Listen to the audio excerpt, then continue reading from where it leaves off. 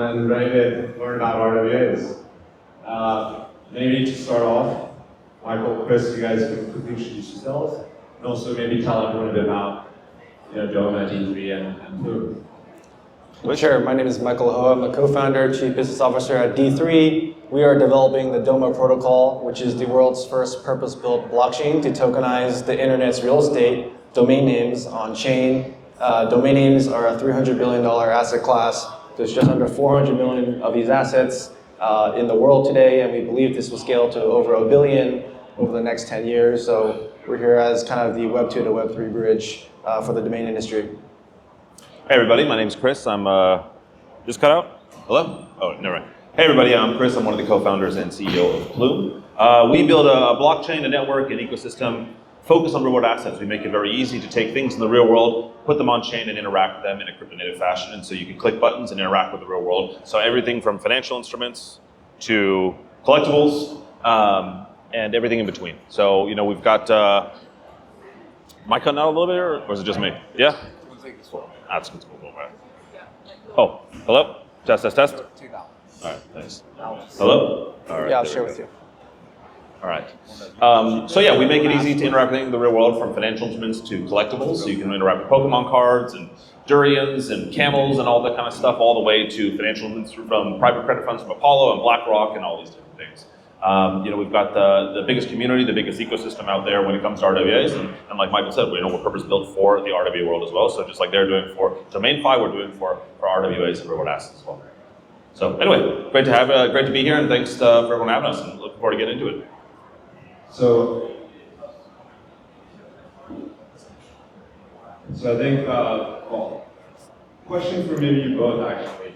You're both kind of purpose-built for RWAs, but I guess slightly different RWAs. What does it mean to be a chain that's purposely built for RWAs? If I'm a potential issuer, I want to launch an RWA, or why would I come to you guys versus say a general purpose chain? Yeah, 100%. Look, I think it's a good question. It looks like probably I'm the problem, but anyway, it's a good question. Look, I think both things are good. Just because there's purpose-built chain doesn't mean that the general purpose blockchain is bad, right? Both these things exist in tandem and work for different reasons. But when you look at the real world, there's so many things in the real world that are very hard to do on chain. When it comes to pricing, when it comes to even just a simple thing of administering this asset and bringing it on chain. When you talk to any big company or any major institution out there, actually putting their assets on chain can take anywhere between 6, 12, 24, 36 months to actually do. And it's a combination of 15 different partners and all kinds of it. So all we do is we take all that, consolidate into a single experience to make it very easy for them to deal with this and bring this asset on chain. So that's the point. We make it easy. We customize all different aspects of the chain then to make it suitable. So it's not just different features, but take simple things. AML, right? It's anti-money laundering. It's a core feature of dealing with institutions. They have to make sure that you're not mixing your money with terrorists or whatever it might be, right? And we bake that into the chain. But if you do AML, all of a sudden, every transaction you do is now 3 transactions. You have to AML before you do the transaction, AML after again. So it's a whole thing. All of a sudden, that can clog up the network, make it very difficult to use. So we just create a separate pool for it, right? And so this way, all the AML transactions happen in parallel, so it doesn't clog up the network. So simple things like that. There's a bunch of stuff. There's a million of them. But ultimately, it's about making the experience easy for the assets to bring things on chain, and make things very easy for the other side, for the user, to interact with these things too. So it's a lot to build there.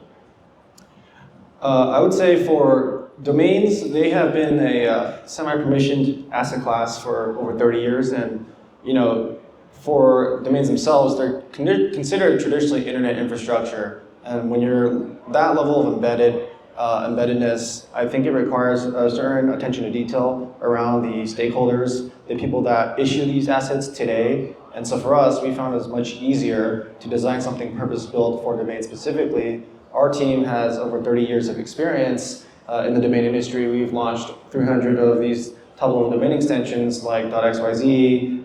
We manage .ai today, our co-founders, .io. So we have a lot of experience dealing with these regulators. And domains are a little unique in the sense that they're not governed by any one government or state. It's actually governed by a multinational nonprofit. So everything we do is built around compliance there and actually entrenching ourselves deeply within these Web2 stakeholders to educate them around blockchain and eventually enhance the capabilities with things that we can roll out as a layer 2. So Doma is a layer 2 protocol aligned with Ethereum.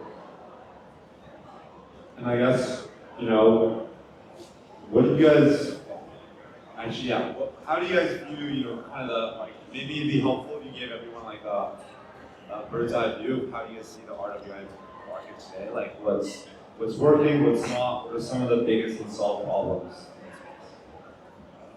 I can start. I think our view is, you know, RWAs have kind of like bifurcated, right? You've had the rapid scaling of T-bills, stablecoins that have grown really fast, right? Because I think generally the distribution channels are pretty large there. I think with a lot of the niche RWAs like domains or luxuries or tangibles, it's been a little harder to scale because we are lacking standardization of the right tools, the right technology, the right infrastructure, partially due to regulation, right? There's not a genius bill for domains or anything else, right? And so for us, you know, the common problems we're trying to solve is how to unlock the same standards that stablecoins and T-bills have to kind of accelerate that market. But once we get there, you know, we think the market can be just as big as you know, T-bills. I'm obviously mega bullish RWAs, but I'll say this at the same time. I think most RWAs are nonsense. I think most of it is bullshit. I think most of it is not real, and most of it is just zero users, zero volume, right, and zero real usage. That's the reality. And so if you look at these assets today, the only RWA that matters is a stablecoin, right? Every other RWA today doesn't exist, right? Even the T-bill today, the T-bill is what, 10 billion, right, in assets on chain, right? And most of it's held by like 6 people. You know, like nobody. If I ask across the room, the first question is, who holds Biddle? Biddle is the #1 T-bill product on chain right now. Who holds Biddle? I guarantee you it's 0 people in this room, right? And I know this because 88 holders on chain, you can look at it right now and it's all by the same person, right? So like, that's the reality, right? None of these things actually have real usage, real adoption yet, right, outside of the stablecoin. And I think regulation is one problem. I think number 2 is the usability of this asset, right? Most things in crypto, again, the reason why the stablecoin works so well is because the stablecoin is not an RWA, it's just crypto. Right? The stablecoin looks, feels, and smells like crypto. You use it however you want. It's liquid, it's composable, it's permissionless. You don't even care if it's backed by the dollar or not. Right? The #1 stablecoin in the world, Tether. Right? We've not even known what's behind it for the longest time. We're just hoping the US dollar is behind it, and that's good enough. Right? So the idea that you need the second back is not really a thing yet. Right? So, but the reason why it works is because it's solving a problem for the market that is here today, the crypto user. Right? It allows the crypto user to move money around very simply, to hold value, to do things. Whereas most RWAs today are designed for a TradFi audience, right? And so the problem is, on chain, there are no trad people.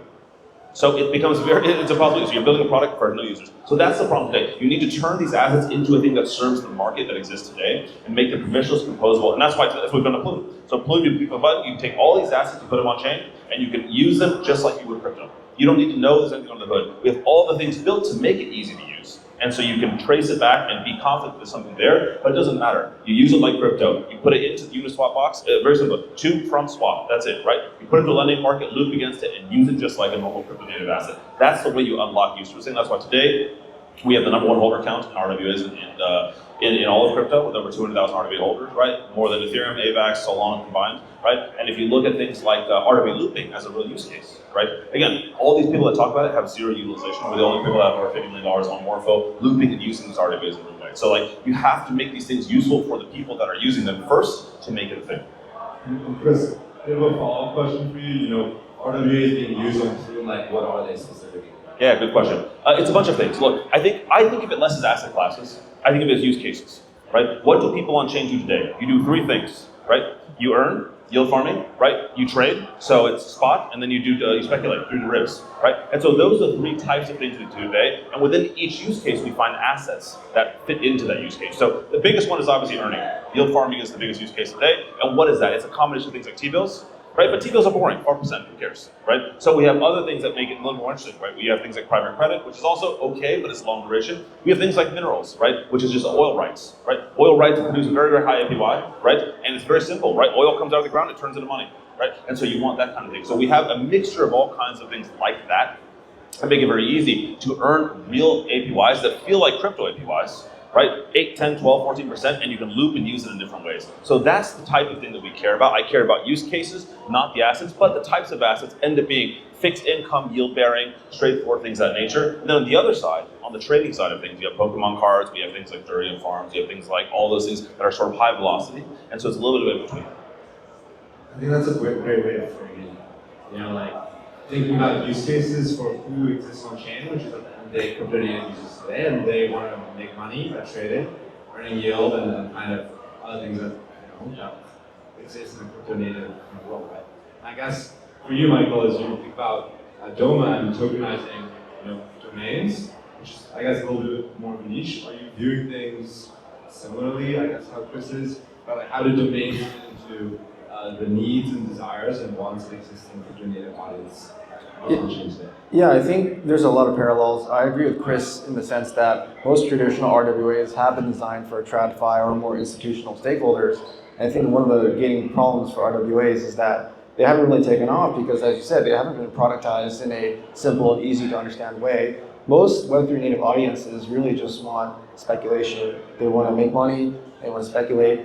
And so, the challenge with that, or the opportunity actually with what we're doing with DOMA, is that because domains are a digitally native asset, we can actually make them more programmable and composable with real Web3 utility, right? So we talk about internally in DOMA decomposing domain ownership and usage rights separately. Traditionally, in a Web2 market, for you to be able to use a domain, you have to buy the domain as a whole. And some of these really premium assets like hockey.com, they cost upwards of $5 to $10 million. One of our investors sold chat.com to Sam Altman.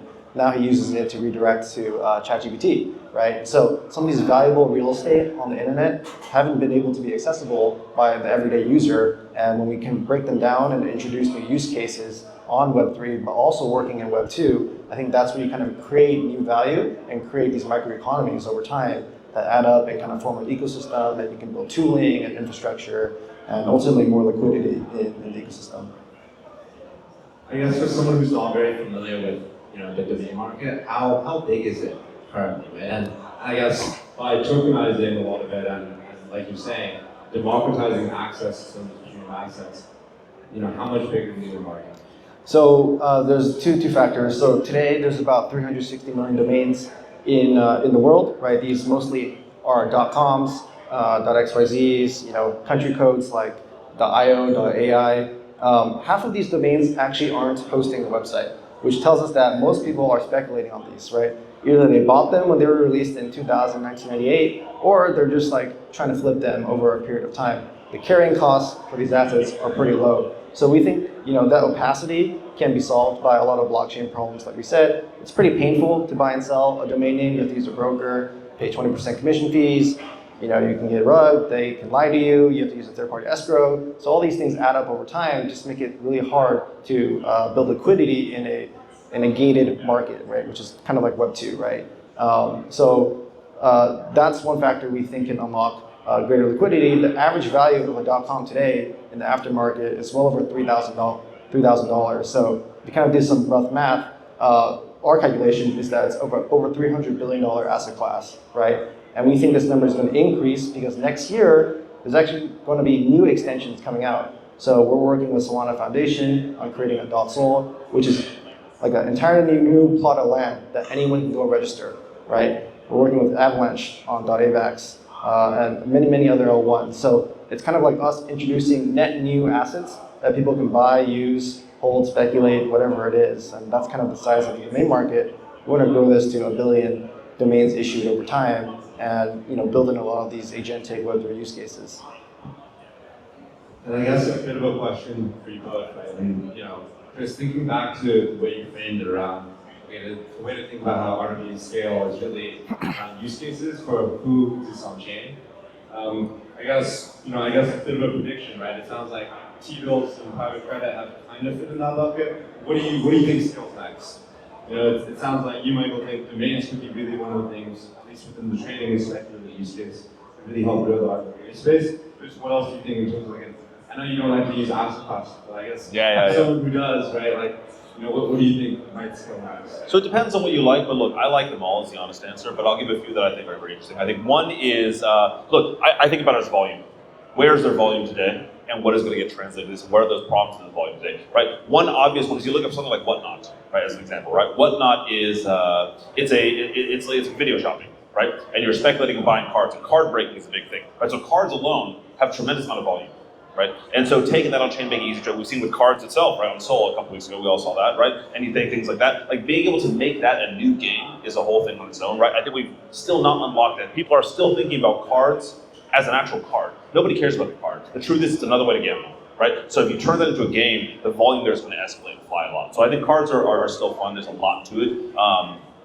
There's interesting stuff happening there. I think the second thing that does is all kinds of alternatives, right? Like, for example, we've seen a lot of activity and volume on durians. I think it's the weirdest thing in the world. I thought it was kind of nonsense, to be honest. But it turns out people like durians, right? And because durians actually, again, they're like pretty profitable, right? Durians, they tend to sell pretty well. And you can like earn really yield. So like things like that, more esoteric. I think about it as very simple, right? If you look at Reddit, right, and take every subreddit out there, there is a community that's going on there that people are gambling, speculating, talking things. Every single one of those has an asset class using this thing. So I think that is where it goes. I think the last piece is probably, if you go back to financial instruments then, it's going to be the different, you want, the dimensions of this. You want high yield, low risk, liquid, right, for the most part, right? There's only one thing that really fits there. I think PayFi is an interesting category for us, where I think it's kind of tied to around payments, financing in the last second. You have very short duration time, it's pretty high yield, right, and pretty safe. And so generally speaking, I think that's one that like has seen a lot of uptick. And we're launching a bunch of PayFi vaults. We've seen a lot of uptick there as well. So I think that's one that's also coming to fruition as well, right? So that's really the dimensions of the kind of things. I think it's either high volume, more consumer behavior, right? Or on the other end, it's more investment grade stuff, which has got to be significantly over 8%, right? And some useful, so things like mineral vaults, mineral rights, right? So things where you can sort of access it very easily. But look, put it this way, also, maybe the last thing I'll say is this. I think individual assets are actually very hard to do.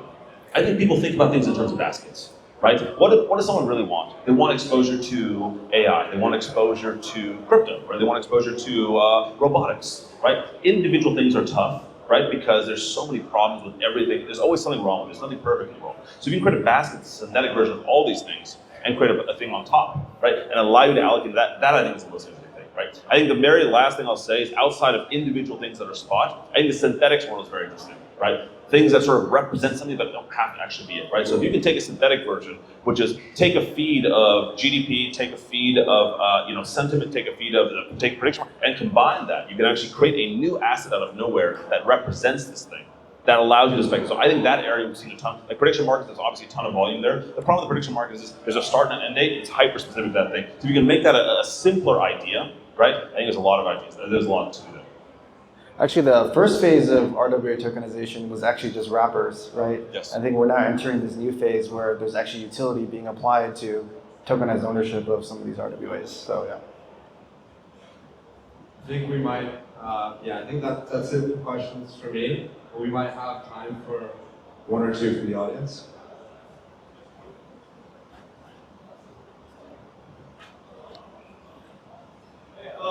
So as part of it, I think like one of the key important things is like custody the asset, etc. like that. Yes. And I was wondering you as Plume, like how do you like due diligence on these? Like because on one side you want to support a lot of, as you said, like esoteric assets. Yes. Right?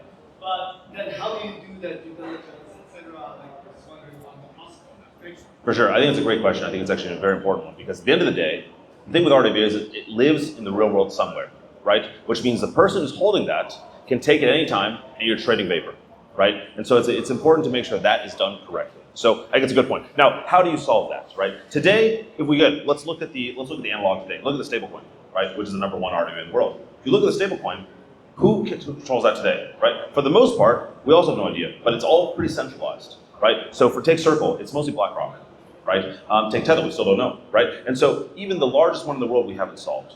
So it's a very hard problem, right? So I think in the short term it's this, right? It's to make sure that it's in a somewhat centralized control fashion where you can diligence what's going on and really make sure and provide the guardrails around it, right? We don't control anything, right, when it comes to these assets. What we do though is try to make it easy for people to tell when someone has done the appropriate amount of work to prove that there is something behind it and allow the community to create these rules, to create the standards, right, to make sure it's a real thing. Right now, we try to partner with the biggest and best out there, so we work with the major custodians, both in TradFi and in crypto, right? So Anchorage and Fireblocks and all these folks on the other side in the trad world, right? We work with Brinks and a bunch of people like that to try and do this, but that's the best we can do for now. I think over time, what you can do is as you begin to bring more people on and you have a great experience and you want to bring more trust around it, We want to decentralize it further, and that's what things like the tokens come into play, right? You could put up things like staking, right? If you want to issue an asset, you have to stake an equivalent amount, right? If something goes wrong, you lose the stake and it gets distributed out this way, right? You're going to have insurance against it. So in many ways to sort of further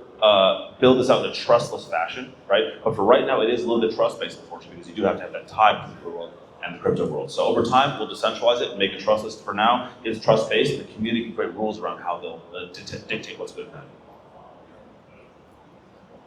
Cool. I think that's it on time for us. So thanks everyone for your attention, and I'll hand the mic back to Bora for the next panel. Thanks so much, everyone. Cheers.